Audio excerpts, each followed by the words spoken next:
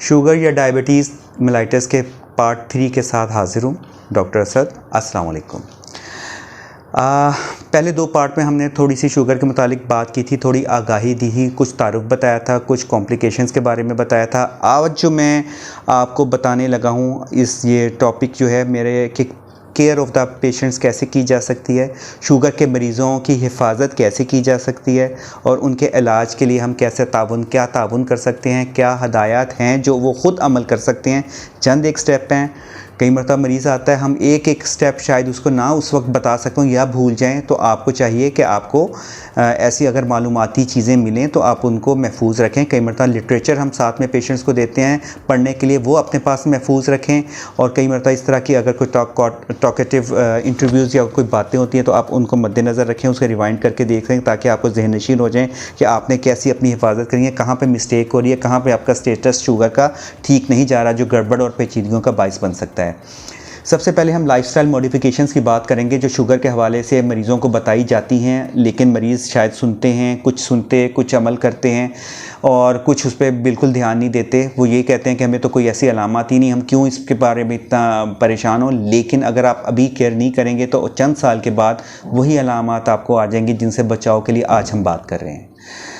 सबसे पहले हम ये बताएं कि लाइफस्टाइल के ऊपर हम कैसे इसको कम कर सकते हैं। थोड़ा सा पेंसिल कलम पर पकड़ लें, कुछ पॉइंट्स लिख लें या वैसे आप जहन नशीन कर लें। वॉक या चहलकदमी की आदत डालें। शुगर वाले मरीज़ ख़ास तौर पे जो है, अगर उनको पहले आदत नहीं है या पहले वॉक नहीं करते तो अब वॉक की आदत करें। वॉक क्या करती है? वॉक ये करती है कि वो आपके बॉडी के हर हिस्से को एक मोशन में लेके आती है, हरकत में लेके आती है। जब हरकत में आते हैं तो हर हिस्से में खून का फ़्लो बेहतर होता है, कैलोरीज बर्न होती हैं, शुगर का लेवल कम होता है। जितनी शुगर यूटिलाइज़ होती है, कई मतलब वो पट्ठों शुगर को जो जमा हुई होती है उसको यूटिलाइज़ कर देती है बॉडी। पट्ठों में है तो वो यूटिलाइज़ हो जाएगी, चलने से वो यूज़ होगी, कैलोरीज बर्न होंगी, पेशेंट एक्टिव होगा, उसके पट्ठे, उसकी हेल्थ, जनरल हेल्थ बहुत बेहतर हो जाएगी। बहुत सारे मरीज़ हमारे पास ऐसे आते हैं जो शुगर के मरीज़ होते हैं और मोटे होते हैं, ठीक है, और वो उनको वेट रिडक्शन थेरेपीज़ बताई जा सकती है, उनके लिए स्पेशल डाइट प्लान्स दिए जाते हैं। वैसे तो शुगर के लिए सारी हदायत जो है ये जनरल एक हदायत है जो सबको करनी चाहिए, बेशक वो दुबला पतला शुगर का मरीज़ हो या मोटा शुगर का मरीज़ हो, उस सबको हदायत पे अमल करना चाहिए। और जिनको शुगर होने के चांसेस है उनको भी इन चीज़ों पे अमल करना चाहिए। कई चीज़ें अगर हम अपनी लाइफस्टाइल से अपने चस्के के लिए थोड़ा सा कम कर देंगे उन चीज़ों को, तो फ्यूचर में उनके लिए ये बड़े मुस्बत इसके असरात निकल सकते हैं और बड़े अच्छे तरीके से वो अपनी लाइफ को स्पेंड कर सकते हैं। वॉक, अगर कोई ऐसी मेरी बहन है, भाई है जो एकदम जिसको चलने की आदत नहीं है, तो मैं ये नहीं कहूँगा कि आप फ़ौरन इसको भागना शुरू कर दें। जी आप 5 किलोमीटर रोज़ाना भागा करें या 1 घंटा एक्सरसाइज, इस तरह नहीं होता ना। बंदा इस तरह कॉप कर सकता है। मरीज़ को उसकी पहले जिस्मानी साख्त के हवाले से बताया जाता है कि आपने कितनी वॉक करनी है। कुछ एक्टिव हैं, ऑलरेडी वॉक कर रहे होते हैं, वो ठीक है। वॉक के लिए जनरल पे जो शख्स है, हर बंदा नॉर्मल, इवन नॉर्मल डायबिटिक के अलावा भी पेशेंट्स अगर कोई वॉक करते हैं तो आधा घंटा वॉक, 25 से 30 मिनट वॉक 5 से 6 दिन हफ्ते में सफिशेंट होती है। लेकिन अगर किसी को हमने एक्स्ट्रा चाहते हैं कि उसकी कैलोरीज बर्न हो, उसका वेट रिडक्शन हो, तो उसके लिए एक्स्ट्रा उसको डाइट प्लान, वॉक प्लान्स दिए जाते हैं। तो वो फिर इंडिविजुअली पेशेंट के हवाले से उसको गाइड किया जाता है। अभी मैं आपको सिर्फ ये बताऊंगा कि आपके लिए 25 से 30 मिनट चहलकदमी करना और तेज़ कदमों से चलना ज़रूरी है। अगर आपको पहले चलने की आदत नहीं है तो आप सिर्फ ये कर लें कि सुबह और शाम में 10-10 मिनट वॉक शुरू कर दें। आप बाहर नहीं जा सकते हालात की वजह से या किसी भी वजह से आप नहीं जा सकते, आप अपनी छत पे वॉक कर लें, टाइम नोट करें और चलना शुरू करें। उस चलने में जो 10 मिनट आपने चलना है उसमें आपने फिर रुकावट यानी 10 मिनट चल के ही आप बैठें। इसी तरह आप शाम को 10 मिनट कर लें, 2 टाइम हो जाएंगे, 20 मिनट टोटल हो जाएंगे। फिर आप इसका ड्यूरेशन, एक हफ्ते में आपने 10 मिनट किया, अगले हफ्ते में आप 12 मिनट कर लें, इसी तरह 14 मिनट कर लें। तो टोटल आप एक दिन में आधे घंटे तक वॉक की आदत डालें। पहले अगर आप तेज़ कदमों से नहीं चल सकते, कोई जोड़ों के मसाइल हैं, कुछ और, आप स्टिक से चल लें, आप आहिस्ता आहिस्ता चल लें।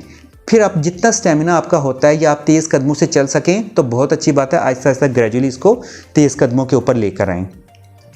आपके पास कोई गली में है जगह, कोई अच्छी सड़क बनी हुई है या कोई पार्क है, वहाँ भी जा सकते हैं। जूता पहन के एक्सरसाइज करें, वॉक करें, जूता उतार के ना करें। अगर कोई कांटा या कोई चीज़ ऐसी चुभ जाती है तो वो ज़ख़म बनने में आपके लिए प्रॉब्लम करेगी और आपके लिए चलना फिरना मुश्किल हो जाएगा और ज़ख़म एक अलग कॉम्प्लिकेशंस कर सकता है। तो इसलिए आपने वॉक के ऊपर एक इनिशिएटिव होता है। जिन लोगों को प्री डायबिटिक हैं या डायबिटीज़ है, उन दोनों को वॉक के ऊपर ज़्यादा तवज्जो देनी है। नॉर्मल बंदा अगर करेगा तो बहुत अच्छी बात है, उसकी लाइफ हेल्दी रहेगी और आगे होने के चांसेस कम, शुगर होने के चांसेस कम हो जाएंगे। दूसरा, हम डाइट के ऊपर आते हैं। डाइट भी जिस तरह मैंने वॉक की बात की है कि हर बॉडी के लिहाज से डाइट प्लान एडजस्ट किया जाता है। एक डाइट प्लान नहीं होता कि हम शुगर वाले मरीज़ को ये बता दें कि जी आपने ये खाना है। ये जो हम जनरल बातें कर रहे हैं वो एक यूनिवर्सल चीज़ें हैं कि हमने इतनी मिकदार के अंदर ये चीज़ें रिकमेंडेड हैं।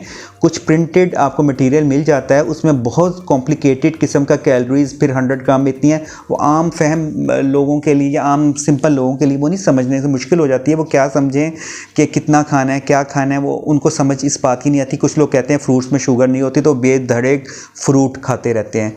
कुछ कहते हैं कि नमकीन चीज़ों में नहीं होती, वो बिस्किट्स हैं नमकीन तो नमकीन बिस्किट ज़्यादा खा लेते हैं। लेकिन हर चीज़ के अंदर शुगर है। अगर फलों के अंदर अच्छी शुगर है तो इसका मतलब ये नहीं है कि आप उसकी मिकदार इतनी खा लें कि वो अच्छी शुगर थोड़ी थोड़ी करके आपको ज़्यादा प्रॉब्लम में ले जाए और ज़्यादा उसके लेवल हो जाएँ और कैलोरीज इतनी बढ़ जाएँ कि आपके शुगर के लेवल को डिस्टर्ब कर दें। तो जनरल एक फार्मूला जो हम अक्सर मरीज़ों को बताते हैं वो यही है। इंडिविजुअल हर पेशेंट को बताया जाता है, वेट रिडक्शन के साथ उसके वेट के हवाले से, उसकी हाइट के हवाले से बताया जाता है कि आपको कितनी कैलोरीज या कितना लेना चाहिए, कितना वज़न कम करना चाहिए। लेकिन जनरल एक फार्मूला ये है कि वेट के लिए, शुगर वाले मरीज़ों के लिए आपको चाहिए कि आप बेकरी के आइटम्स जिस तरह for example cake, biscuits, pastries, जो है खीर, मिठाई, कोल्ड ड्रिंक्स, पापे शापे, ये चीज़ें आप अवॉइड करें। घर की बनी हुई और मल्टीग्रेन या होल व्हीट की रोटी आप इस्तेमाल करें। और अगर आपने ब्रेड इस्तेमाल करनी है तो ब्राउन ब्रेड इस्तेमाल करें ताकि वो कैलोरीज़ को मेंटेन रख सके और आपको हेल्थ हैज़र्ड्स कम हों। इसी के साथ जो है आपने चूँकि इन लोगों के अंदर कोलेस्ट्रॉल के मसाइल भी चल रहे होते हैं तो हमने एक्स्ट्रा फ़ैट भी इनको कम देना होता है। मिसाल के तौर पे अंडा है तो अंडे की आप सफ़ेदी 1 या 2 की ले लें, यॉक को हटा दें, वो बच्चों को खिला दिया करें तो आपका ये लेवल ठीक रहेगा। ये चीज़ें बेहतर हैं आपके लिए कि इनको छोड़ना बेहतर है। इसी तरह आपका जो फलों में आ जाती है एक जनरल सा फार्मूला, जो ज़्यादा मीठे फल हैं उनकी कैलोरीज वैल्यू ज़्यादा होती है। हम रेकमेंड करते हैं कि आप 100 ग्राम तक फल ले लें। 100 ग्राम का मतलब है कि एक दरमियाने साइज़ का फल है। मिसाल के तौर पे सेब है, वो बहुत छोटे साइज़ का भी हो सकता है, बड़े साइज़ के भी सेब होते हैं। इसी तरह कुछ फलों की साइज़ छोटे बड़े होते हैं, लेकिन जब हम कैलकुलेट कैलोरीज करते हैं वो 100 ग्राम्स के ऊपर करते हैं। अंदाज़न इतने साइज़ का एक फल होगा या सेब होगा तो उसे 100 ग्राम्स कहा जा सकता है अप्रॉक्सीमेटली। तो उसके अंदर जो कैलोरीज होंगी तो वो आपकी बॉडी के लिए सफिशेंट है एक दिन के लिए। एक दिन में आप क्या कर सकते हैं, जो फल खा सकते हैं उनमें एक सेब या किन्नू या आड़ू, मौसमी, अमरूद, चकोतरा या 2-3 फांकें खरबूजे की या छोटा सा इतना टुकड़ा तरबूज का, या आप पपीता है 2-3 फांकें पपीते की खा सकते हैं। जो फल आपको कम खाने हैं या चखने की हद तक खाने हैं या आपका बहुत दिल कर रहा है तो थोड़ा, या स्टेटस बहुत अच्छा है शुगर का तो आप थोड़े बहुत खा सकते हैं, उनमें आम, अंगूर, केला, पाइनएप्पल, जापानी फल, गर्मा सर्दा, खजूरें, ये चीज़ें ज़रा आपने कम मिकदार में खानी है। ये ज़्यादा एनर्जी आपको दे रही है, ये ज़्यादा कैलोरिक वाली, ये ज़्यादा मीठे फल हैं, इनको कम इस्तेमाल करें। अगर बहुत अच्छा स्टेटस है ठीक है, फिर आप ले चख लें। आम खाना है तो आप देसी छोटे वाला आम कभी कभी ले लें या 1-2 फांकें आम की लेके अपनी उसको स्टाइटी को, अपना थोड़ा सा मन को अच्छा महसूस करवा सकते हैं। लेकिन अब वही चीज़ें आप बहुत या एक से ज़्यादा मिकदार में लेंगे या एक वक्त में एक से ज़्यादा मिकदार में लेंगे तो वो आपके शुगर के लेवल को बढ़ा देगा। छोटे पीस हैं तो आप एक सुबह एक शाम इस्तेमाल कर सकते हैं। तो इन रफली इन फलों को जिनको मैंने बताया है तो उनके लेने से यह आपको इतना डिस्टर्ब नहीं करेगा और आपकी हेल्थ भी अच्छी रहेगी और आपके फ्रूट्स की जितनी मिकदार आपको चाहिए बॉडी को न्यूट्रिएंट्स वो मिलते रहेंगे और शुगर का लेवल भी बढ़ेगा नहीं। ये तो हमने 2 बात की। साथ में अब आ जाते हैं रोटी की।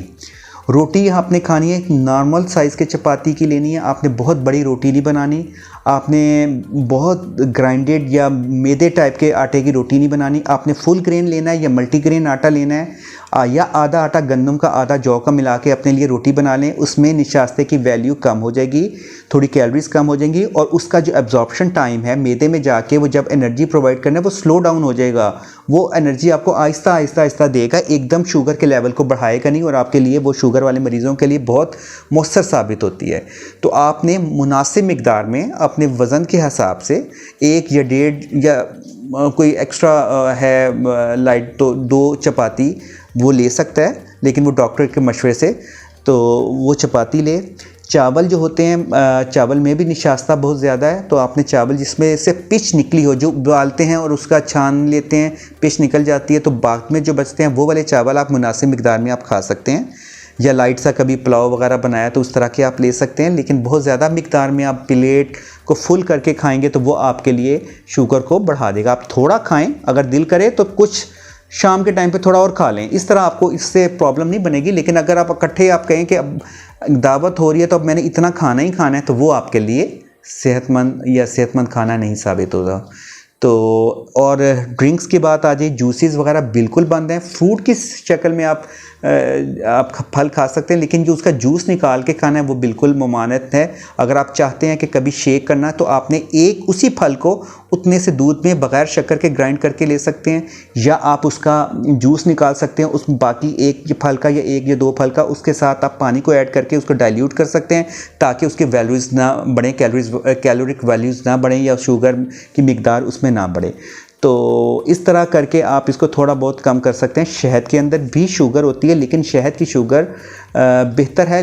अगर आप चाय में कोई दिल करे थोड़ा बहुत, आधी चाय की चम्मच के बराबर अगर जो है शहद इस्तेमाल करेंगे तो आम शक्कर की निस्बत उसकी वैल्यू 2 गुना से लेके 3 गुना तक शुगर की वैल्यू कम होगी। तो वो आप दिल को थोड़ा सा तसल्ली देने के लिए और मीठे का थोड़ा जायका करने के लिए कभी कभी बीच में इस्तेमाल कर सकते हैं, अगर आपका लेवल शुगर का मुनासिब जा रहा है। तो ये तो मैंने थोड़ी बात की। अब कहीं जाते हैं, मेहमान जाते हैं, कोल्ड ड्रिंक्स हैं सर्व करते हैं, तो आपको चाहिए कि अगर कभी बहुत दिल करे या सफ़र में हो तो डाइट वाले या ज़ीरो वाली आप डाइट से कोक्स वगैरह या कुछ ऐसी ड्रिंक्स इस्तेमाल कर सकते हैं, तो जो शुगर फ्री हों।